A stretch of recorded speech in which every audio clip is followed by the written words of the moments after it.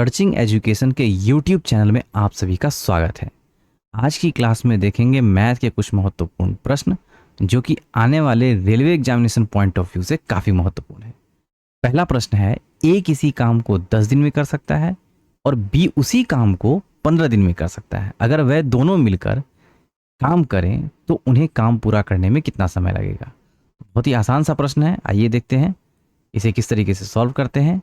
ए किसी काम को 10 दिन में करता है तो यहाँ पे 10 और बी इसी काम को 15 दिन में कर सकता है। अब यहां से क्या करेंगे, यहां से हम टोटल वर्क निकालेंगे। टोटल वर्क कैसे निकालते हैं, तो इन दोनों का एलसीएम लेते हैं। एलसीएम क्या आ जाएगा 10 और 15 का, तो वो आ जाएगा 30। यहां से ये निकल के आ गया 30 और ये है क्या, ये है टोटल वर्क। अब आगे बढ़ेंगे, यहां से हम क्या करेंगे 30 में 10 से डिवाइड करके ए और बी की इफिशियंसी निकालेंगे। तो 10 दिए, ये 3, 15 दूनी 30, यानी कि ये हो गया 2 और ये आ गया इन दोनों की इफिशियंसी, यानी कि ए की इफिशियंसी 3 और बी की इफिशियंसी 2। अब यहाँ दोनों से काम कराना है ना, उन्हें काम पूरा करने में कितना समय लगा, तो इन दोनों की इफिशियंसी कितना हो जाएगा 5। टोटल वर्क में इफिशियंसी से डिवाइड करेंगे तो हमें क्या निकल के आएगा, दिन निकल के आएगा। और कितना निकल के आया 6 डेज, यानी कि 6 दिन में ये दोनों मिलकर के इसी काम को कंप्लीट कर देंगे। साधारण सा मतलब कॉन्सेप्ट है कि ए अकेले आ रहा है तो 10 दिन लगा रहा है उसी काम को ख़त्म करने में, और बी आ रहा है अकेले तो 15 दिन लगा रहा है। अगर दोनों मिल जाएंगे तो वही काम क्या होगा, कम टाइम में ख़त्म हो जाएगा। तो कितना टाइम लग रहा है, 6 दिन में ये काम कंप्लीट हो जा रहा है। अगला प्रश्न देखते हैं, 500 की कीमत वाले एक उत्पाद पर 20% की छूट मिलती है और फिर छूट वाली कीमत पर 5% कर लगता है, यानी कि क्या लगता है, टैक्स लगता है। अंतिम कीमत क्या है, तो देखिए ये 500 की कीमत वाला कोई उत्पाद है, इस पर 20% का डिस्काउंट मिल रहा है। तो देखिए ये माइंड में ही कैलकुलेट करने की चीज होती है। 20% कहने का मतलब 1/5, यानी कि एक जो है डिस्काउंट मिल रहा है किस पे, 5 पे, तो 5 में से एक गया 4/5। और उसके बाद क्या है, और फिर छूट वाली कीमत पर 5% का टैक्स लगता है। 5% का टैक्स मतलब क्या है, कीमत बढ़ रहा है। तो 105/100, 0 से 0 खत्म, 5 से 5 खत्म। इसको कैलकुलेट कर लीजिए, 5 चौके 20, 0 ये हो जाएगा 2, 4 एकम 4। तो अंतिम कीमत जो होगी उस प्रोडक्ट की वो कितनी होगी, 420। अगला प्रश्न देखते हैं, यदि 4 श्रमिक किसी कार्य को 8 दिन में पूरा करते हैं तो 8 श्रमिक उसी कार्य को कितने दिन में पूरा करेंगे। तो ये हो जाएगा 8 गुने x, 8 से 8 खत्म, x बराबर 4, यानी कि 4 दिन में कंप्लीट होगा। यानी कि आपने जो पढ़ा होगा M1 D1 T1, तो इसी कॉन्सेप्ट पे क्या है ये क्वेश्चन है। ये होता है ना M2 D2 T2 इनटू, है ना, तो इसी कॉन्सेप्ट पे ये क्वेश्चन था, साधारण सा प्रश्न। अगला प्रश्न देखते हैं, एक नाव धारा के प्रतिकूल 40 किलोमीटर की दूरी 4 घंटे में और धारा के अनुकूल 2 घंटे में तय करती है, तो धारा की गति क्या है। तो देखिए प्रतिकूल की बात हो रही है, तो boat minus water is equal to, यानी कि ये स्पीड है, स्पीड इज इक्वल टू होता क्या है, डिस्टेंस अपॉन टाइम। डिस्टेंस कितना है 40 और टाइम कितना है 4, 4 दहें 40, यानी कि ये हो जाएगा 10 किलोमीटर प्रति घंटा। और धारा के अनुकूल b plus W is equal to 2 घंटे में, यानी कि 40/2, ये हो जाएगा 20 किलोमीटर प्रति घंटा। और पूछ क्या रहा है, धारा की गति, तो धारा की गति पूछ रहा है, यानी कि ये वाटर जो है ये पूछा जा रहा है। तो हमें क्या करना होगा, b को कैंसिल आउट करना होगा। तो यहाँ पे देखिए ये माइनस हो जाएगा, ये माइनस हो जाएगा और ये माइनस हो जाएगा, प्लस माइनस और ये हो जाएगा प्लस माइनस। तो ये माइनस और प्लस, ये माइनस वाला टर्म और ये प्लस वाला टर्म कैंसिल आउट हो गया, और ये हो जाएगा माइनस का 2w is equal to minus का 10। तो w इज इक्वल टू क्या हो जाएगा, 2 पंचे 10, 5 किलोमीटर प्रति घंटा, यानी कि धारा की जो गति होगी वो कितनी होगी, 5 किलोमीटर प्रति घंटा। क्लियर। अगला प्रश्न देखते हैं, एक दुकानदार 6,600 रुपये वाली अंकित मूल्य वाली एक कुर्सी को 10% की 2 क्रमिक छूट के बाद खरीदता है। अब पहले यहाँ तक का कैलकुलेशन कर लेते हैं। तो देखिए, एक प्रोडक्ट है ना, ये कुर्सी है, इस पे 10% का दो क्रमिक छूट लेता है। तो देखिए 10% कहने का मतलब कितना हो गया, 1/10, यानी कि 10 पे 1 का छूट मिल रहा है, तो यानी कि ये हो जाएगा 9/10, और 2 बार मिल रहा है तो 9/10। अब लास्ट कीमत यही होगा, कैलकुलेट करके जो भी आएगा तो यही कीमत होगा। तो इसको कैलकुलेट कर लीजिए, तो ये आ जाएगा 0 0 ख़त्म, 0 0 ख़त्म, है ना, ये 0 से ये 0, ये 0 से ये 0, तो ये हो जाएगा 81 और ये 66। कैलकुलेट कर लीजिए, 6 कम 6 8 छक 48, ये हो जाएगा 486, 6 4 8 4 12 1 13 4 1 5, यानी कि सीपी जो निकल के आया ये कितना आया, 5346। क्लियर, ये दो डिस्काउंट देने के बाद, है ना। यदि उसने इतना रुपए में बेच दिया, खरीद के लाया, एक दुकानदार इतना कीमत वाली कुर्सी पर 10% का दो डिस्काउंट लेता है, उसके बाद खरीदता है, तो खरीदा कितने में, 5346 में। अब इस कुर्सी को इतना में बेच दिया, तो यानी कि सेलिंग प्राइस जो है इसका कितना है, 6682.50। तो यहाँ पे देख रहे हैं आप, 5000 का सामान है और 6000 समथिंग में बेचा जा रहा है, तो ऑब्वियस सी बात है यहाँ पे प्रॉफिट होगा।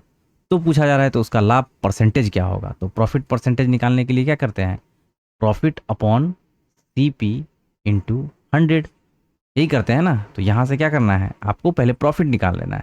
ये 0 हो जाएगा, ये 5 हो जाएगा, और ये हो जाएगा 2 में से 6, यानी कि 12 में से 6 गया 6, और ये 7 में से 4 3 7, और 6 में से 3 गया, ये हो जाएगा 3, और 6 में से 5 गया 1, यानी कि 1336.50 जो है ये प्रॉफिट आ जाएगा। अब ये प्रॉफिट है और नीचे में सीपी आ जाएगा ये वाला, है ना, इसी फॉर्मूले पे हम इसको लिख रहे हैं, 1336.50 बटे ये हो जाएगा सीपी 5346, और इंटू क्या हो जाएगा 100। इसको हटा देते हैं यहाँ से।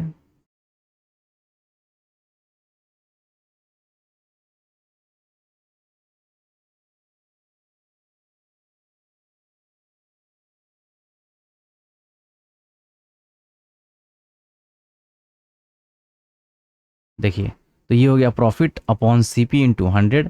अब यहाँ से या तो इसको ऐसे हटा लीजिए, डेसिमल हटाइएगा तो ये 00, तो 00 से ये तो ख़त्म ही हो गया। अब इसमें इससे डिवाइड कर लीजिए, 133650 में डिवाइड करिएगा कितना से, 5346। अब देखिए 5346 है, यहाँ पे क्या लेंगे, 13365, तो यहाँ 13, ये 5, तो 5 दूनी 10, 2 से 6 दूनी ये हो जाएगा 12, 4 दूनी 8, और ये हो जाएगा 9, 3 दूनी 6, और 5 दूनी 10। तो यानी कि 2 वाला होगा, ये तो होगा नहीं और ये भी नहीं होगा, या तो 25 होगा या तो 20% होगा। ठीक है, तो आप देख रहे हैं 5 में से 2 गया, ये हो जाएगा 3, 16 में से 9 7 16, 12 में से 6 6 12, ये हो जाएगा 2, और यहाँ पे आ जाएगा 0, 5 25, तो ये हो जाएगा 5, एक ही दिख रहा है, कैलकुलेट करने की ज़रूरत नहीं, ऑप्शन बी ही क्या होगा, इसका आंसर होगा। क्लियर, वैसे अगर पूरा कैलकुलेट करना चाहते हैं तो कैलकुलेट कर लीजिए, 6 पंचे 30, 0, 3 5 चौके 20, 3 23, 2 5 तिये 15, 2 17, 1 5 25, और 1 26, तो ये पूरा पूरा कट गया, और यहाँ पे परसेंटेज प्रॉफिट जो होगा वो क्या निकल के आएगा, 25%। तो देखिए प्रश्न तो आसान है, बट क्या है, कैलकुलेशन ज़्यादा है, तो कैलकुलेशन की स्पीड को ही क्या है, आपको बढ़ाना है। थोड़ा सा कैलकुलेशन आप स्पीड कैसे बढ़ा सकते हैं, तो आपको 2 से लेके 20 तक का टेबल बिल्कुल एकदम बिल्कुल रटा होना चाहिए, और कोशिश अगर आप कर सकते हैं तो 21 से लेके 30 तक का कर जाइए, तो वो भी सही है ना। 20 तक का तो याद करना ही है, 21 22 23, और इसी तरीके से 30 तक, 1 से लेके 10 तक 20 तक, या पॉसिबल हो तो 30 तक का स्क्वायर रट जाइए, और 1 से लेके 10 तक का क्यूब रट जाइए। ये छोटी छोटी जो कैलकुलेशन है, ये आपको जो भी आप क्वेश्चन सॉल्व करेंगे तो उसमें बहुत आपको हेल्प मिलेगा। ठीक है। आइए अगला प्रश्न देखते हैं। चक्रवृद्धि ब्याज वार्षिक रूप से संयोजित है, पर निवेश करने पर कोई धनराशि 2 वर्षों में इतना हो जाती है। यदि ब्याज की दर प्रति वर्ष 32% है प्रतिशत है तो वह धनराशि क्या है। देखिए 32% की बात हो रही है, तो 32% को कैसे लिखते हैं, 32/100, 4×8 = 32 और 4×25 = 100। यानी कि चक्रवृद्धि ब्याज पर निवेश करने पर कोई धनराशि 2 वर्ष में इतनी हो जाती है। यानी कि 2 वर्ष में जो भी धनराशि हुई, कहने का मतलब ये क्या है, ये मिश्र धन है। और मिश्र धन कैसे निकालते हैं, देखिए 25 और ये क्या है, 25 मूलधन, और मूलधन में ये ब्याज है, ब्याज को जोड़ेंगे तो क्या निकल के आएगा, मिश्र धन। तो 25 5 3 और 30, 3 और 30 और 3 33, और यहाँ पे 2 वर्ष है तो इसको 2 बार लिखेंगे, 25 और 33। अब इसको आप मल्टीप्लाई करेंगे तो ये निकल के आएगा आपको मिश्र धन, और ये क्या है, तो ये अमाउंट निकल के आएगा, और ये क्या है, प्रिंसिपल है। ठीक है, और इन दोनों का जो गैप होता है ये होता है इंटरेस्ट।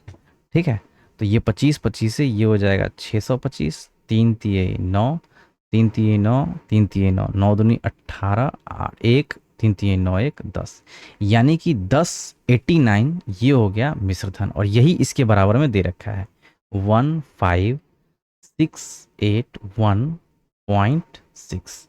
अब हमें निकालना क्या है, तो वह धनराशि क्या है, तो हमें 625 का वैल्यू निकालना होगा। तो ये क्या हो जाएगा, इतना बराबर इतना, तो इतना बराबर क्या हो जाएगा 15, और ये हो जाएगा 1089 इंटू 625। यहाँ से इसको कैलकुलेट कर लीजिए, तो ये हो जाएगा 8×1=9, 8×1=9, यानी कि ये 11 का मल्टीपल है, तो ये भी 11 का मल्टीपल होना चाहिए।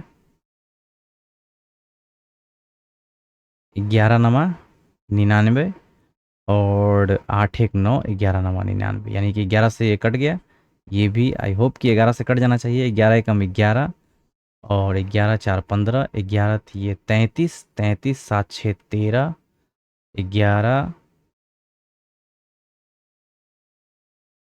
11×1=11, 4, 11 थी 33, 11×4 = 44 हो जाएगा ना, क्योंकि 46 है और यहाँ से निकल के आएगा 2, 11×2=22, 6, 11×5=55, और ये हो जाएगा 5×1=6, 11×6=66। क्या ये भी 11 का मल्टीपल है, तो देखिए 2×1=3, और 6×3=9, 5×4=9, बिल्कुल 11×9=99, और 11×1=11, 3, 11×2=22, 10 32, 11×2=22, 10 32, 11×9=99, और 100, 5×1=6, यानी कि 11×6=66, यानी कि 1296 ये निकल गया। अब ये क्या, ये 9 का मल्टीपल है, तो 9 एकम देख लीजिए, 9 एकम 9, 3×12, 9×4 36, 3, 9×4 36, यानी 144 से पूरा पूरा कट गया। अब यहाँ पे इसको कैलकुलेट कर लीजिए, 144 625। अब देखिए यहाँ पे गौर करिएगा, ये 144 है, या तो 144 को 625 से मल्टीप्लाई करके कैलकुलेट कीजिए, या फिर एक काम और कर सकते हैं, 625 को आप 625 को आप 2500/4 लिख सकते हैं। इससे क्या होगा, कैलकुलेशन आसान हो जाएगा, और 1/10 ये तो रहेगा ही। अब आप ये कहिएगा 2500/4 आपने क्यों लिखा, तो देखिए 2500 में 4 से आप डिवाइड कीजिएगा ना, तो 4×6 = 24, 1 4×2 = 8, 2 4×5 = 20, यानी कि 625 और गुने 4 कीजिएगा तो 2500 आ जाएगा। अब ये करने का मतलब क्या हुआ, तो यहाँ 4 से डिवाइड कीजिएगा ना, 4×3=12, 2 4×6 = 24, तो ये आ जाएगा 36। अब 25 का अगर आपको टेबल पता है तो आप इजीली 36 से इसको क्या करेंगे, मल्टीप्लाई कर लेंगे, ये 0 से ये 0 खत्म हो जाएगा, 25×6 क्या हो जाएगा 150, यहाँ पे आ गया 15, 25 दिया 75, 75 5 80, और 10 90, 1 0 आ जाएगा। तो यहाँ पे इस क्वेश्चन का आंसर क्या हो जाएगा 9000, यानी कि तो वह धनराशि क्या होगी, 9000 की धनराशि होगी। अगर इंटरेस्ट पूछा जाता है, कंपाउंड इंटरेस्ट, तो इन दोनों का क्या होता है, डिफरेंस होता है। ठीक है, जैसे हमने 625 का वैल्यू निकाला, उसी तरीके से जो भी इसका डिफरेंस निकल के आएगा वो इसका इंटरेस्ट हो जाता है। क्लियर, थोड़ा सा क्वेश्चन टफ था, बट कैलकुलेशन अगर आप स्टेप बाय स्टेप करेंगे तो इजीली इस क्वेश्चन को सॉल्व कर पाएंगे। अब देखिए एक्स वाई और जेड की कुल आय इतना है। एक्स की आय का वाई और जेड की संयुक्त आय से अनुपात 3:7 है और वाई की आय का एक्स और जेड की संयुक्त आय से अनुपात 4:11 है। तो जेड की आय रुपए में क्या है? तो देखिए, इसको थोड़ा सा स्टेप बाय स्टेप लिख लेते हैं। एक्स की अकॉर्डिंग टू क्वेश्चन, जैसा भी क्वेश्चन में दिया हुआ है, एक्स की आय वाई और जेड की संयुक्त आय से अनुपात कितना है? 3/7। हम इसे मान लेते हैं, ठीक है ना, कुछ भी मान लेते हैं। 3K कर देते हैं, 7K कर देते हैं। दूसरा क्या है? दूसरा स्टेप है वाई की आय एक्स और जेड की संयुक्त आय से अनुपात कितना है? 4/11। इसको भी कुछ मान लेते हैं, 4 मान लेते हैं m, और ये 11m मान लेते हैं। तो कहता है जेड की आय रुपए में क्या है? देखिए यहाँ पे आप ध्यान से देखेंगे तो इसको और इसको, है ना, ये इसका वैल्यू हो गया x, है ना, x is equal to 3K और y plus Z is equal to 7K। y का वैल्यू हो गया 4m और x प्लस जेड का वैल्यू जो हो गया वो हो गया 11m। अब देखिए यहाँ पे z निकालते हैं। z बराबर हो जाएगा 11m, है ना। देखिए आप ऐसे कैलकुलेट कीजिए।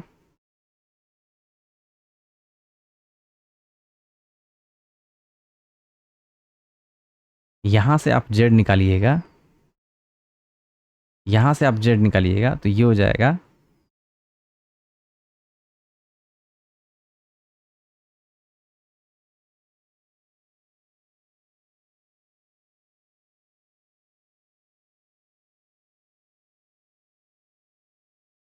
y plus Z is equal to 7K। तो z का जो वैल्यू निकल के आ जाएगा 7K minus what,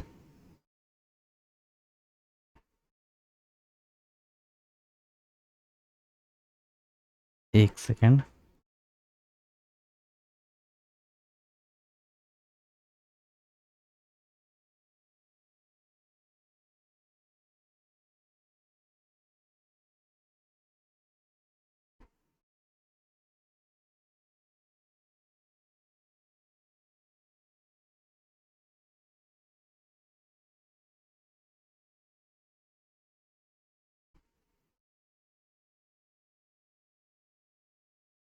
x plus Z बराबर 11m, x प्लस जेड बराबर 11m, और x का जो वैल्यू है वो क्या है? 3K। ये हो जाएगा 3K प्लस जेड बराबर 11m। यहाँ से z का जो वैल्यू निकल के आएगा 11m माइनस 3K। यानी कि ये वाला जो रिलेशन है ना, इसके साथ हम इसको को रिलेट कर रहे हैं, ठीक है ना, क्योंकि हमें क्या करना है? z का वैल्यू निकालना है। तो हमने z का वैल्यू निकाल लिया 11m माइनस 3K। अब यहाँ से क्या करेंगे? इन दोनों को रिलेट करेंगे, है ना, ये और ये, इसको को रिलेट करेंगे। तो यहाँ देखेंगे आप y प्लस जेड बराबर कितना है? 7K। y का जो वैल्यू है ये है 4m प्लस जेड बराबर 7K। जेड बराबर क्या निकल के आएगा? 7K minus what, 4m। अब आप देखेंगे जेड का वैल्यू ये है और जेड का वैल्यू ये है, यानी कि ये दोनों क्या है? आपस में बराबर है। 11m माइनस 3K बराबर क्या है? 7K minus 4m। m के टर्म को एक तरफ ले लेते हैं तो 11×4 कितना हो जाएगा? 15m बराबर 7K और प्लस 3K, यानी कि ये हो जाएगा 10K। तो m बट्टे k का वैल्यू जो हो जाएगा 5×2 = 10, 5×3 = 15, यानी कि m और k का वैल्यू सेपरेटली आ गया 2 और 3। अब क्या बोला जा रहा है? z की आय रुपए में क्या है? तो बारी बारी से हम निकाल लेते हैं। x का कितना निकल के आ जाएगा? तो यहाँ देखेंगे m और k है,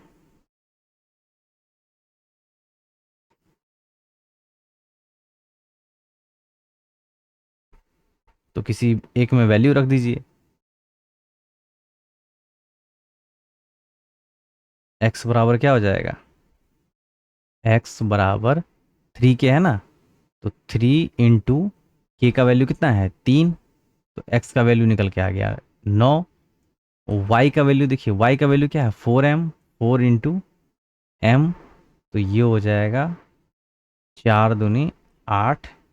और z का वैल्यू कैसे निकालेंगे, तो z इज इक्वल टू 11 गुने m का वैल्यू कितना है 2 माइनस 3 इंटू के का वैल्यू 3, तो ये हो जाएगा 11 दूनी 22 माइनस 3 3 9, 12 में से 9 3 12, यानी कि z का वैल्यू आ गया 13।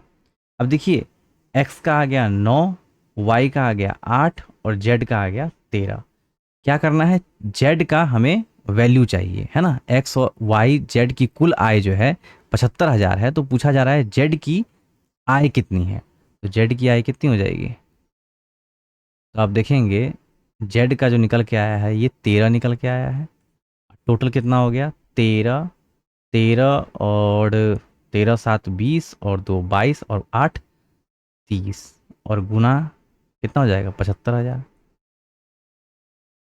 जीरो से जीरो खत्म, 3 25 दिया 75, डबल जीरो, 25 दिया 75, 5 7, 25 से कम 25, 5 30 और 2 32, 325, 325 देख रहे हैं ऑप्शन सी में है। तो 325 यानी कि 32,500, क्योंकि आगे में डबल जीरो है तो ये भी आप लगा देंगे, तो 32,500 जो है इस क्वेश्चन का आंसर हो जाएगा। तो ऐसे प्रश्न थोड़े से लेंदी हैं। देखिए अगर आपको स्टेप बाय स्टेप तरीका पता है तभी ऐसे प्रश्नों को सॉल्व करें, अदरवाइज ऐसे क्वेश्चन को स्किप करके आप आगे बढ़ सकते हैं।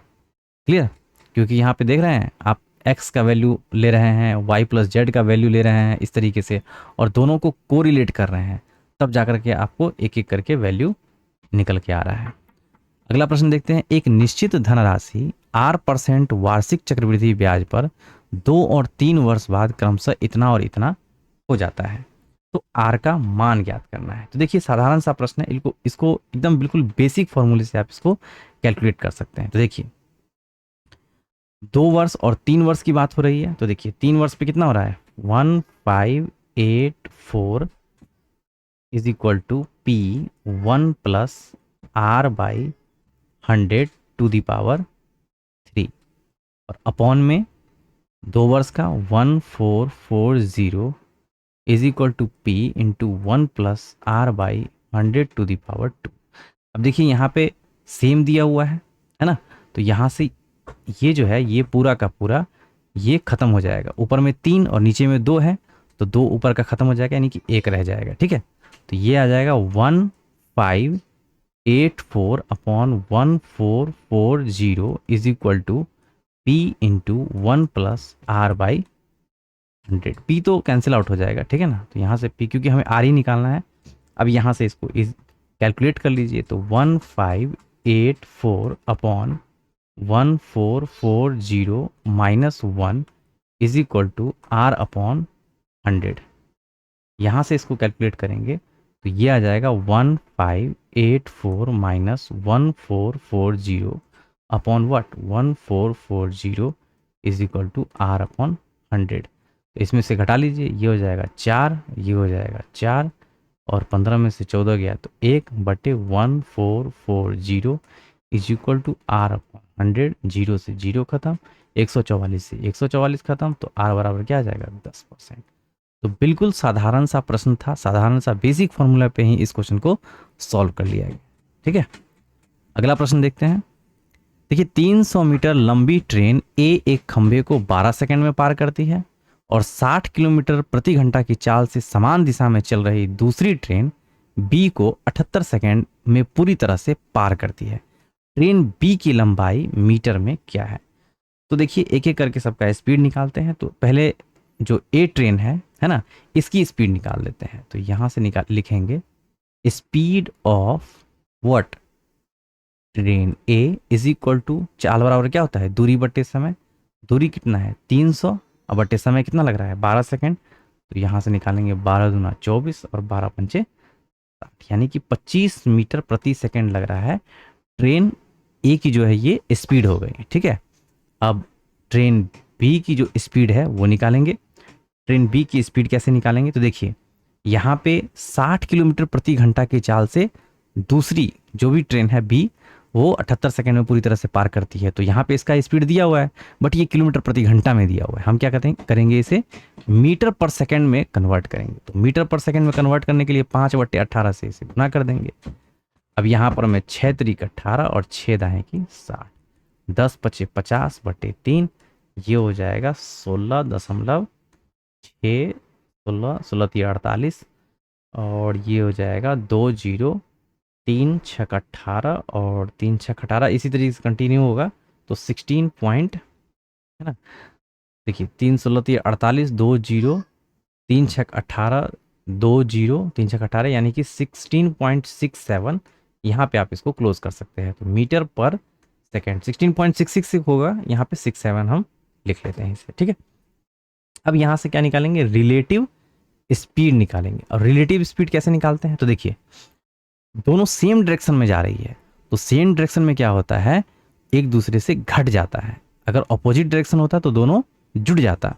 अब सेम डायरेक्शन की बात हो रही है, तो 25 माइनस 16.67 घटा लीजिए, 10 में से 7 गया, ये हो जाएगा 3, 9 में से 6 गया तो ये हो जाएगा 3, और यहाँ पे हो जाएगा 14, और 14 में से 6 गया, ये हो जाएगा 8 6 14, यानी कि 8.33 मीटर पर सेकेंड जो है इसका रिलेटिव स्पीड निकल के आ गया, ठीक है।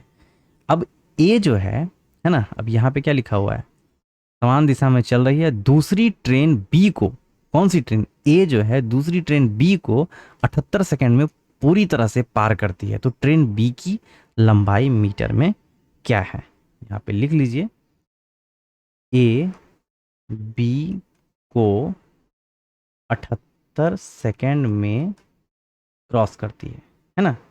तो डिस्टेंस क्या हो जाएगा, तो यहाँ पे डिस्टेंस जो है वो क्या हो जाएगा, relative speed into time, time what 78 second, इसको कैलकुलेट कर लीजिए, ये हो जाएगा 8.33 इंटू 78, 8 त्रिक 24, यहाँ पे हो जाएगा 2, 8 त्रिक 24, 24 25 26, 6 2, 8 को 8 64 65, और ये हो जाएगा 66।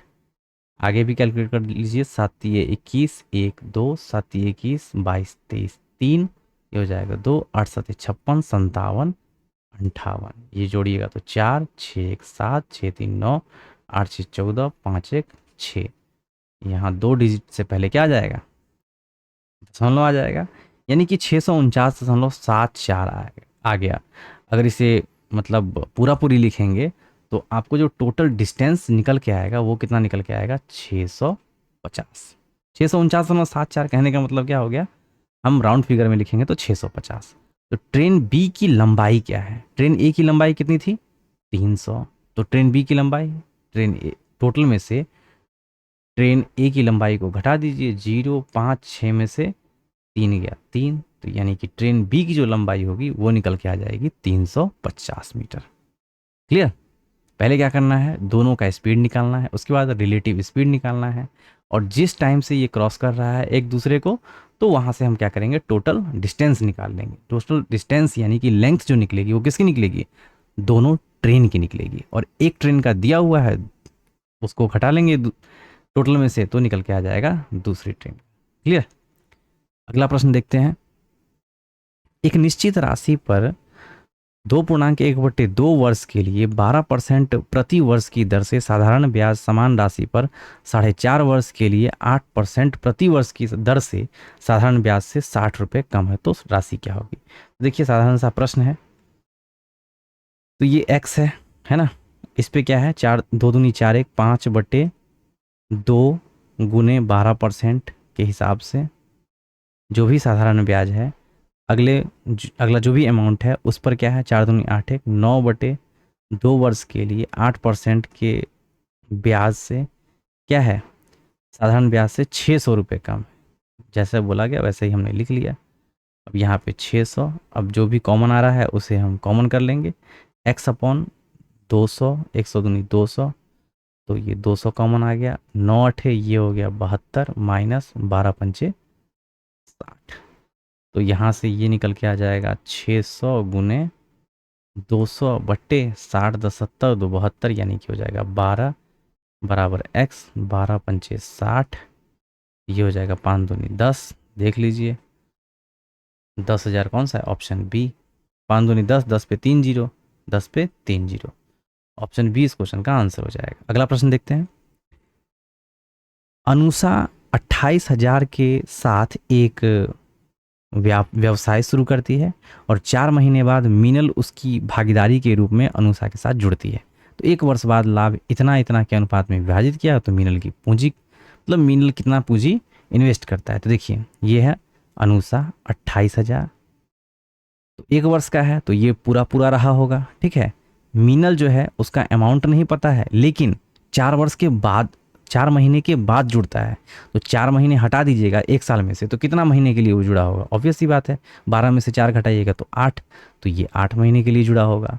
और इन दोनों का जो प्रॉफिट का रेशियो है कितना है, 8:5। यहाँ से कैलकुलेट कर लीजिए एक्स का वैल्यू आंसर। तो यहाँ से देखेंगे आप तो ये हो जाएगा एक्स इंटू, है ना, ऐसे निकालिए, ये हो जाएगा 28,000 इंटू 12 गुने, ये हो जाएगा 5, और इधर से आ जाएगा ये एक्स उधर चला जाएगा, और 8 8 64, यानी कि 8 गुने 8 बराबर एक्स, एक्स का वैल्यू आंसर। अब यहाँ से काट लीजिए, 4 दूनी 8, और ये हो गया 4 तिये 12, है ना, और ये हो जाएगा 4 दूनी 8, 4 7 चौक 28, ये हो जाएगा 2 दूनी 4, है ना, 2 दूनी 4, और यहाँ से 4, 4 एकम 4, 3 7, 4 सत्ते 28, 4 पंचे 20, 3 से गुना कर दीजिए, 3 0 0, 5 दिए 15, 5 जीरो देख लीजिए किस पे है, एक ही ऑप्शन में दिख रहा है 5 जीरो, बस आगे कैलकुलेशन करने की ज़रूरत ही नहीं है। कुछ कैलकुलेशन होता है ना, ऑप्शन को देख करके भी आप थोड़ा सा हिट कर सकते हैं, ठीक है, पूरा पूरा निकालने की आवश्यकता नहीं है, अदरवाइज आप इसको कैलकुलेट करेंगे तो 26,285 आपको निकल के आएगा। वीडियो को पॉज कर लीजिए, आप कैलकुलेट कर लीजिए। एक व्यक्ति की मासिक आय जो है,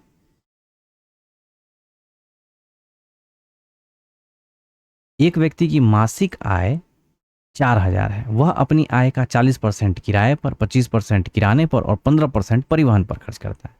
शेष राशि बचत होती है। हालांकि अगले महीने उसका किराया 10% बढ़ जाता है, जबकि उसके किराने और परिवहन का खर्च समान रहता है। यदि उसकी आय समान रहती है तो अगले महीने वह कितनी बचत करेगा। तो आइए देखते हैं इस क्वेश्चन को किस तरीके से सॉल्व करते हैं।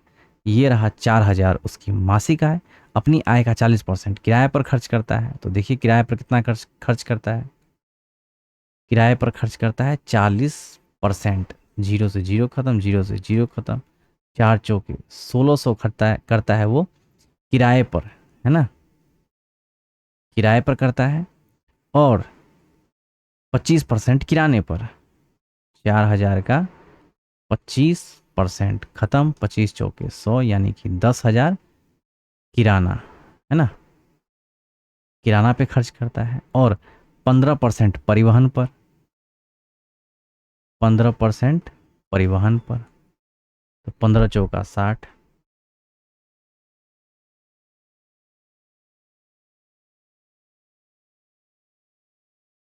15 चौका 60 पर एक जीरो, है ना, तो ये हो जाएगा परिवहन। अब अगले वाले में क्या है, अगले वाले में है शेष राशि बचत करता है। बचत कितना कर रहा है, जो भी बचत करता हो सबको जोड़ लीजिए और एक 4,000 में से घटा दीजिए, तो ये होगा बचत उसका। अब क्या कहता है, अगले महीने उसका किराया 10% बढ़ जाता है। अब यहाँ पे क्या है, किराया जो है उसका 10% बढ़ जाता है। पहले किराया 1600 था, अब क्या हो जाएगा यहाँ पे, पहले 1600 था, अब यहाँ पे 10% बढ़ जाएगा। ये कैलकुलेट होके आ जाएगा 16 एकम 16, 16 एकम 16 एक 17, यानी कि 1710 हो जाएगा। बट किराना और परिवहन समान रहता है, तो किराना का कितना है 1,000, और परिवहन का कितना है 600, और सबको जोड़िएगा तो 0 0 6 6 यहाँ पे हो जाएगा 0 और ये हो जाएगा 6 ना, ये हो जाएगा 0, ये हो जाएगा 6 और ये हो जाएगा 7 6 13 1 2 3, तो ये हो जाएगा 3360। ठीक है, अब 3360 अगले महीने क्या हो रहा है, खर्च हो रहा है। यदि उसकी आय फिर आय जो है उसकी समान ही रहती है, आय कितनी रहती है 4000, है ना, तो अगले महीने वह कितना बचत करेगा। तो अगले महीने इसमें से इसको घटा दीजिए, तो ये हो जाएगा 0, 10 में से 6 गया 4, 4 0 देख लीजिए किसका है, ये नहीं है, ये नहीं, ये नहीं है, तो ऑप्शन बी क्या हो जाएगा, इस क्वेश्चन का आंसर हो जाएगा। अदरवाइज आप यहाँ पे से 9 में से 3 गया तो कितना हो जाएगा 6, 3 में से 3 गया 0, तो 640 जो है अगले महीने वह बचत करेगा। पहले महीने की बात नहीं हो रही है, ये तो पहले महीने का है। पहले महीने का पूछता तो सिंपल था, 4000 में से इन सबको जोड़ दीजिए, जोड़ करके घटा दीजिए, पहले महीने का हो जाएगा। यहाँ पे दूसरे महीने का पूछा जा रहा है। अगला प्रश्न देखते हैं, एक पेन और 3 पेंसिल, एक पेन मान लीजिए x और 3 पेंसिल 3y, इसकी कीमत जो है 28 रुपये है। ठीक है, 3 पेन, अब यहाँ पे आ गया 3 पेन और 8 पेंसिल, इसकी जो कीमत है वो है 77 रुपये। 28 पेन और 26 पेंसिल एक्स वाई का वैल्यू निकालिए और यहाँ पुट कीजिए और यहाँ पे डिफरेंस निकाल दीजिए। यहाँ पे 3 है, यहाँ पे 3 है तो 3 से मल्टीप्लाई कर दीजिए, तो ये हो जाएगा 3x, यहीं पे कर लेते, चलो ठीक है। 3x प्लस 3 तिये 9y बराबर 8 तिये 24, 2 3 दूनी 6 और 2 8, यहाँ पे हो जाएगा 3x प्लस 8y बराबर 77। यहाँ से कैलकुलेट कीजिएगा तो आपको x और y का वैल्यू निकल के आ जाएगा। यहाँ पे आ गया y, ये हो जाएगा 7, तो y का वैल्यू आ गया 7, x का वैल्यू क्या आ जाएगा, तो 7 यहाँ पे रख दीजिए, तो x is equal to 28 minus 7 21, तो ये हो जाएगा 7। यानी x और y का वैल्यू क्या आ गया, सेम आ गया, x का भी 7 और y का भी 7 आ गया। अब क्या पूछा जा रहा है, इतना और इतना की पेंसिल की कीमत में अंतर क्या है, तो 28 में से 26, 28 और ये क्या आ जाए 28x, तो इसका जो अंतर हो जाएगा 28 पेन और इसका जो डिफरेंस आ रहा है कितना आ रहा है, 2 आ रहा है, और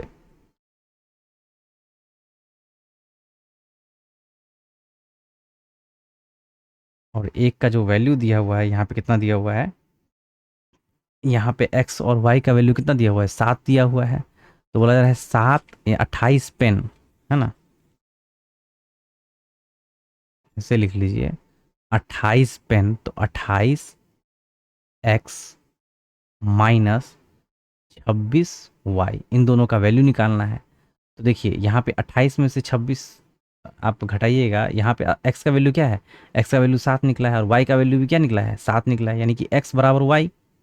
ठीक है, तो अगर 7 लिखते हैं आप 28 गुने 7 माइनस 26 गुने 7, तो 7 क्या हो जाएगा, कॉमन हो जाएगा, 28 में से 26 गया तो ये हो जाएगा 2, तो 7 दूनी ये कितना आ गया 14, 14 इस क्वेश्चन का आंसर हो जाएगा। या तो फिर इस दोनों को मल्टीप्लाई कीजिए और मल्टीप्लाई करके घटाइए एक दूसरे से, तो आंसर आएगा।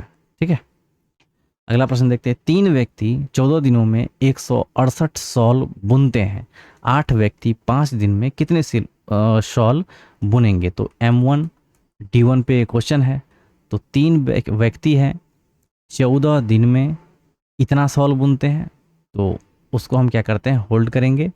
8 व्यक्ति 5 दिन में कितनी शॉल मतलब बुनेंगे, तो जो इधर लिखने वाला होगा ना वो पार्ट हम क्या करेंगे, यहाँ पे लिखेंगे और यहाँ पे हम x लिखेंगे।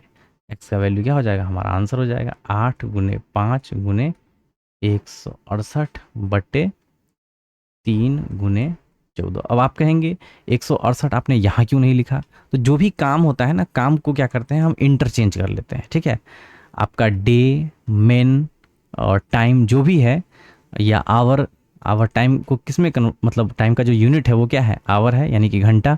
तो जो घंटा है, दिन है, मनुष्य, आदमी है, मैन है, उन सबको एक तरफ लिखते हैं, और जो जितना जो भी काम होता है ना उस काम को हम क्या करते हैं, इंटरचेंज कर लेते हैं। ठीक है, तो यहाँ से इसको कैलकुलेट कर लीजिए, तो 8 1 9, 9 6 15, 3 से कट जाएगा, 3 5 15, 3 6 18, 14 चौके 56, 5 चौका 20, 20 अट्ठे 60 से, यानी कि 160 सॉल जो है बुन लेगा 8 व्यक्ति 5 दिनों में। क्लियर। अगला प्रश्न देखते हैं। विनोद, काजल और अर्पित इतना इतना इतना का निवेश करके एक व्यवसाय शुरू करते हैं। यदि वर्ष के अंत में इतना लाभ होता है तो अर्पित का हिस्सा कितना है? तो अर्पित का हिस्सा कितना हो जाएगा, देख लीजिए। तो यहाँ पर मैं आप देख पा रहे होंगे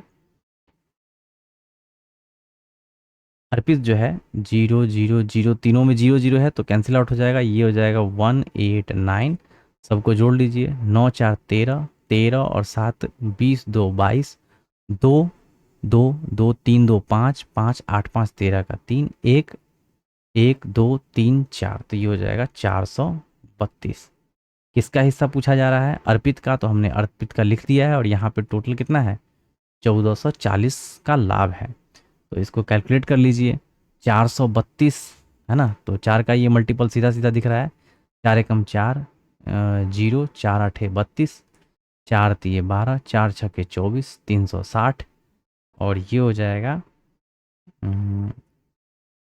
8 एक 9, 9 एकम 9, 9 दूनी 18, 9 चौके 36, और ये हो जाएगा 4 तिये 12, 4 दहें 40, 3 छक्के 18, 3 तिये 9, यानी कि हो जाएगा 630। ऑप्शन डी इस क्वेश्चन का आंसर हो जाएगा। तो अर्पित का लाभ का जो हिस्सा होगा वो कितना होगा? 630। अगला प्रश्न देखते हैं। इतना में सबसे छोटी कौन सी प्राकृत संख्या जोड़ी जाए कि योग 11 से पूर्णतः विभाज्य हो जाए? देखिए 11 का जो विभाज्यता का नियम है सबसे आसान है। एक छोड़ करके जो भी है इन सब को जोड़िए, है ना। देख जैसे कि यहाँ पे 4 है, 7 है, 8 है, 1 0 0, एक छोड़ करके आपको ऐड करना है ना, और 0 के बराबर में लाना है। ठीक है, तो यहाँ पर आप देखेंगे 8 4 12, 12 यहाँ पे आ गया 12, 7 1 8, 8 में कितना जोड़ेंगे तो 12 हो जाएगा? जिसको घटाने पे 0 आ जाए, तो यहाँ पे 4 जोड़ेंगे। ऑप्शन में देख लीजिए 4 है, हो गया ख़त्म। या फिर ऑप्शन के सहारे ही आप जा सकते हैं। ऑप्शन में क्या रखेंगे? 1 रखेंगे तो 12 के बराबर होगा? नहीं। 5 रखेंगे तो 12 के बराबर होगा? नहीं। 7 रखेंगे तो भी नहीं होगा। यहाँ पे अगर आप 4 रख देते हैं तो देखिए 7 1 8 4 12, और यहाँ 8 4 12। क्लियर। तो 12 माइनस 12 बराबर क्या हो जाएगा? 0। जब भी 0 आ जाए तो वो क्या होगा? 11 का मल्टीपल होगा। सबसे आसान 11 का डिविजिबिलिटी। देखिए पी क्यू से 25% कम दक्ष है। देखिए ये पी है, ये क्यू है। 25% कम यानी कि 25 चौके 100, कम यानी कि 4 में से 1 गया 3। क्यू से, है ना, क्यू अगर 4 है तो क्यू पी कितना होगा? 3, क्योंकि एक कम है। ये हो गया इसकी एफिशिएंसी। तो एफिशिएंसी का उल्टा जो होता है वो टाइम का रेशियो होता है। ये हो गया 4 और ये हो गया 3। यदि क्यू अकेले एक हेलमेट 20 दिन में बना लेता है, तो देखिए 3 बराबर 20, कहने का मतलब क्या बोला जा रहा है? क्यू, ये क्यू का है, क्यू अकेले एक हेलमेट 20 दिन में बना लेता है। टाइम का जो रेशियो है 3 है, तो 3 बराबर 20, तो पी अकेले उसी हेलमेट को कितने दिन में बना लेगा? तो 3 बराबर 20, तो पूछा जा रहा है 4 बराबर क्या होगा? तो 4 बराबर हो जाएगा 20/3 गुने 4, ये हो जाएगा 20 चौके 80/3, है ना। यही इस क्वेश्चन का आंसर हो जाएगा, ऑप्शन ए। आसान सा प्रश्न। अगला प्रश्न देखते हैं। इतना पर 12% वार्षिक दर से 2 वर्षों के लिए चक्रवृद्धि ब्याज और साधारण ब्याज का अंतर क्या हो जाएगा? तो अंतर तो आपको पता ही होना चाहिए। इसका सीधा सीधा फॉर्मूला है पी आर का स्क्वायर बटे 100 का स्क्वायर। पी कितना है? 5000, है ना। आर कितना है? तो 12, तो 12 गुने 12, 100 को 2 बार लिखिए, कैलकुलेट कीजिए। 3 0 2 और एक 3 0, 5 दूनी 10, 2 छक्के 12, 12 पंचे, सॉरी 12 छक 72। तो 72 क्या हो जाएगा? इसका ब्याज का दोनों के ब्याज का अंतर हो जाएगा। आकाश विमल से आधा कुशल है। देखिए आकाश है और ये क्या है? विमल है। आकाश विमल से आधा कुशल है। अगर ये 2 है तो ये क्या होगा? 1, तभी तो आधा कुशल होगा। और इसके टाइम का रेशियो अगर देखेंगे तो ये उसका उल्टा हो जाएगा। 1:2 इफिशियंसी है, तो इसका टाइम का रेशियो 2:1 हो जाएगा। अब क्या बोला जा रहा है, ध्यान से देखिए। आकाश विमल से आधी कुशलता वाला कारीगर और दोनों मिलकर एक कार्य को 14 दिन में पूरा कर देते हैं। अब देखिए दोनों मिलकर के क्या करता है? एक कार्य को 2 1 कितना है? 3, इसको ये 14 दिन में पूरा कर लेता है।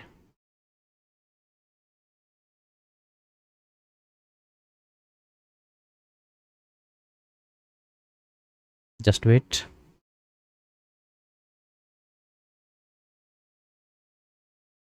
ये इसका एफिशिएंसी है, और ये एफिशिएंसी में हम क्या करते हैं, मल्टीप्लाई करते हैं डे से, तो हमारा क्या निकल के आता है, टोटल वर्क। तो अकेले कार्य करते हुए बिमल कितने दिन में कार्य करेगा, तो बिमल जो है, बिमल का जो कह सकते हैं आप एफिशिएंसी है वो कितना है, 2।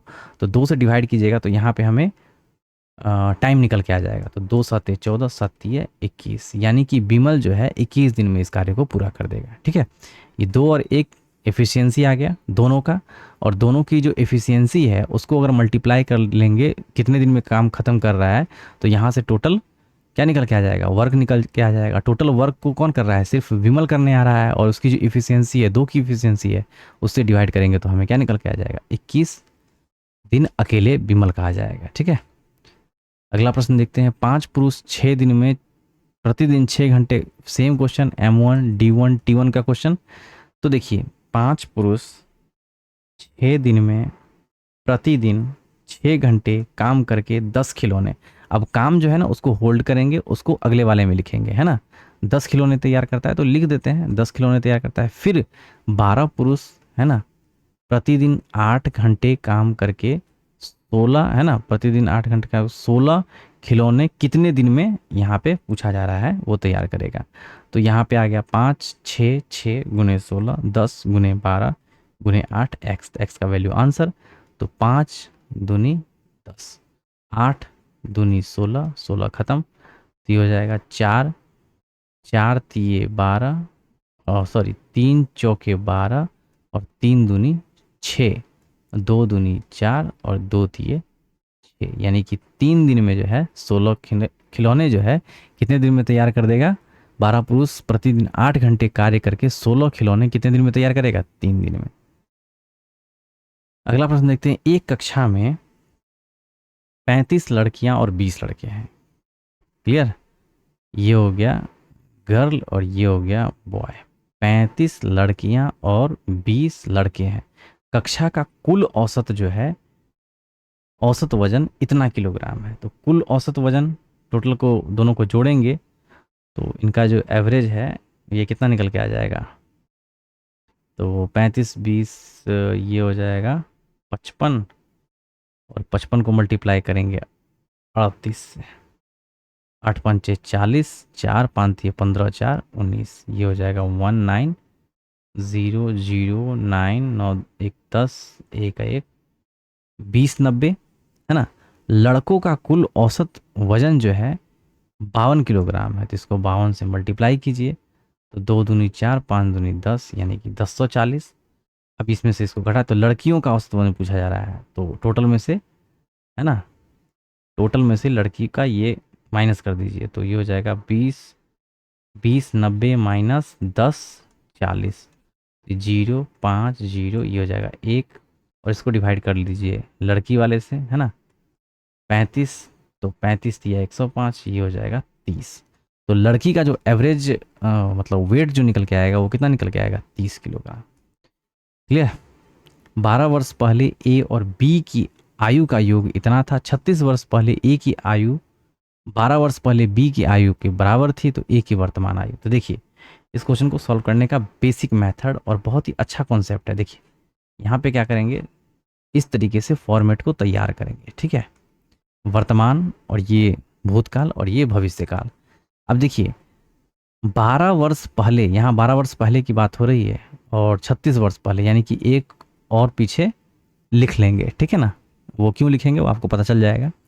12 वर्ष पहले ए और बी की आयु का योग जो है, देखिए ये है ए, ये है बी। वर्तमान की नहीं हो रही है बात, 12 वर्ष पहले की बात हो रही है। तो इन दोनों का जो एज का जो योग है वो कितना है, 176 है। 36 वर्ष पहले ए की आयु का योग, यानी कि 24 वर्ष और पहले जाइए तब ना 36 वर्ष होगा, है ना। ए की आयु, है ना, 36 वर्ष पहले ए की आयु 12 वर्ष पहले बी की आयु के बराबर थी, यानी कि जो इस समय x वर्ष जो भी है वो 36 वर्ष पहले ए का रहा होगा। ठीक है, तो यहाँ पे x वर्ष, तो इसका भी x वर्ष। अब ये कहिएगा x वर्ष कैसे होगा, तो देखिए यहाँ क्वेश्चन में ही दिया हुआ है 36 वर्ष पहले ए की आयु 12 वर्ष पहले बी की आयु के बराबर थी, यानी कि जो भी इसका एज रहा होगा वो ए का 36 वर्ष पहले एज रहा होगा, है ना। तो बोला जा रहा है बराबर थी, तो ए की वर्तमान आयु ज्ञात करने के लिए बोला जा रहा है। अब देखिए यहाँ पे इसको कैलकुलेट करते हैं। देखिए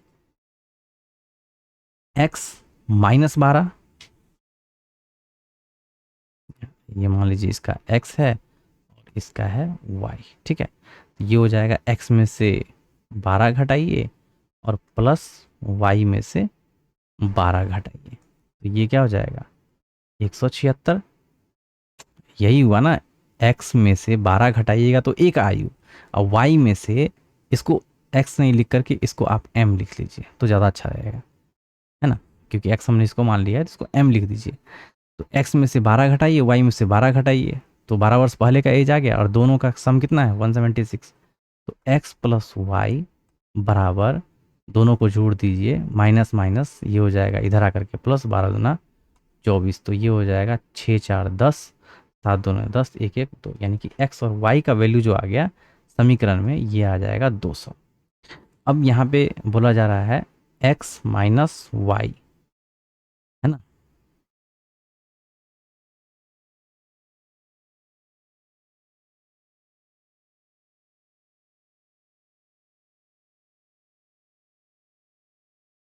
अब यहाँ से इसको एक इक्वेशन और आपको बनाना पड़ेगा। देखिए x माइनस 12 और 24 36 वर्ष, यानी कि ए की आयु जो है 36 वर्ष पहले बी की आयु 12 वर्ष पहले के बराबर है ना। तो यहाँ x माइनस 36 बराबर y माइनस 12 हो जाएगा। तो x माइनस वाई बराबर ये हो जाएगा, 36 में से 12 गया तो 12 24 12 36, यानी कि ये हो जाएगा 24। तो एक इक्वेशन निकल के आया है x माइनस वाई बराबर इतना, और एक निकल के आया है x प्लस वाई बराबर ये हो जाएगा 200। अब यहाँ से कैलकुलेट कर लीजिए, तो x वाई वाई ख़त्म, 2x बराबर 200, ये हो जाएगा 24, x का वैल्यू 1 1 2 3 4, x का वैल्यू आ गया 112। वही पूछा जा रहा है a की वर्तमान आयु कितना है ना। a का वर्तमान आयु ही पूछा जा रहा है, तो क्या हो जाएगा 112 साल हो जाएगा। 12 साल पहले पूछा जाता तो 12 घटा देते, 36 साल पहले पूछा जाता तो 36 घटा देते, ठीक है। तो ये इसका आंसर हो गया। अगला प्रश्न देखते हैं। 7 विद्यार्थियों के एक समूह में अंग्रेजी में औसत अंक इतना है, उनमें से 6 के व्यक्तिगत स्कोर कुछ इस तरीके से 7वें विद्यार्थी के द्वारा प्राप्त अंक कितना हो गया। देखिए 58 है 7 विद्यार्थी का, तो टोटल कितना होगा 8 7 56, 5 7 5 35 और 5 ये हो जाएगा 40, यानी कि 406 नंबर हो जाएगा टोटल 7वें विद्यार्थी के द्वारा प्राप्त अंक। तो सबको जोड़ दीजिए, इसमें से घटा लीजिए, 7वें का निकल के आ जाएगा। तो सबको जोड़िएगा तो 8 2 10 8 18 2 20 3 23 3 2 5 2 7 6 13 13 4 17 3 20 20 5 25 5 30 4 ये हो जाएगा 34। घटा दीजिए, 6 में से 3 गया 3 और 10 में से 4 गया 6, यानी कि 63। तो 7वें विद्यार्थी द्वारा प्राप्त अंक कितना होगा 63। अगला प्रश्न देखते हैं। एक किसान 240 गाय खरीदता है, वह उनमें से कुछ को 20% प्रॉफिट पर और शेष को 30% के प्रॉफिट पर बेचता है। यदि उसे कुल मिलाकर इतना परसेंट का प्रॉफिट होता है तो उसने कितनी गाय 20% के प्रॉफिट पर बेचा। देखिए मिक्सचर एंड एलिगेशन का साधारण सा प्रश्न है, भले ही आपको प्रॉफिट एंड लॉस का लग रहा हो, बट ये एलिगेशन पे इस क्वेश्चन को इजीली सॉल्व कर पाएंगे। देखिए उसने उनमें से कुछ को 20% के प्रॉफिट पर और शेष को 30% के प्रॉफिट पर बेचा, उसे कुल मिलाकर 28% का प्रॉफिट होता है। ये हो जाएगा 8, ये हो जाएगा 2, 28 में से 20 गया तो 8 और 30 में से 28 गया तो 2। ये ध्यान रखिएगा, जब भी यहाँ पे कोई वैल्यू होती है तो इन दोनों के बीच का वैल्यू होता है, ये ध्यान रखना होता है। 2 चौके 8, यानी कि 1 अनुपात ये आ जाएगा 4। अब 1 अनुपात 4 आ गया। अब पूछा जा रहा है तो उसने कितनी गायें 20% के प्रॉफिट पर बेची, तो 20% के प्रॉफिट पर में 1/4 1 5 गुने कितना गाय है 240, गाय की संख्या पूछा जा रहा है। 5 चौका 20, 5 8 40, 8 चौके 32। Just wait wait wait wait wait क्या पूछा जा रहा है? पूछा जा रहा है तो कितनी गाय 20% के प्रॉफिट पर, 20% के प्रॉफिट पर में एक, तो 1/4, 1 5 गुने 240, 5 चौके 20, 5 अट्ठे 40, यानी कि 48 गायों को जो है उसने 20% के प्रॉफिट पर बेचा। क्लियर? अगला प्रश्न, एक गांव की जनसंख्या इतना है, इसका 5वां हिस्सा महिलाएं हैं। देखिए ये है 25,000 टोटल, इसका 5वां हिस्सा अगर बात करेंगे तो महिलाएं हैं, तो 25 यानी कि 5,000 ये है फीमेल, और शेष पुरुष हैं। 5,000 घटाइएगा तो ये हो जाएगा 20,000, ये है मेल। क्लियर? अब कहता है 5% पुरुष और 40% महिलाएं अशिक्षित हैं। 5% पुरुष अशिक्षित है, तो कुल जनसंख्या कितना परसेंट शिक्षित है? तो अशिक्षित है, यहाँ शिक्षित का निकालते हैं, ये हो जाएगा 20,000। 5% अशिक्षित है, शिक्षित कितना है? 95%। दो दो चार दो, इसको हटा दीजिए, है ना, डबल जीरो, ये डबल जीरो खत्म, 95 दूनी 9, 5 दूनी 10, 9 दूना 18, 1 19, यानी कि 190, उसके ऊपर में 2 जीरो, तो ये हो गया मेल शिक्षित। अब फीमेल शिक्षित, तो फीमेल कितना है? 5,000। 40% अशिक्षित, कितना परसेंट शिक्षित? 60%। 54 यानी कि 3,000 फीमेल शिक्षित। तो टोटल कितना शिक्षित? 19 एक 20 दो 22,000 व्हाट एजुकेटेड। तो पूछा जा रहा है कुल जनसंख्या कितना परसेंट शिक्षित है, तो टोटल कितना है? ये हो जाएगा शिक्षित 22,000, 22,000 बटे टोटल कितना है? 25,000 गुने 100, जीरो से जीरो, जीरो से जीरो खत्म, एक जीरो खत्म, 25, यहाँ हो जाएगा 4, 4 दूनी 8, 4 दूनी 8, यानी कि 88% जो है कुल जनसंख्या का शिक्षित है।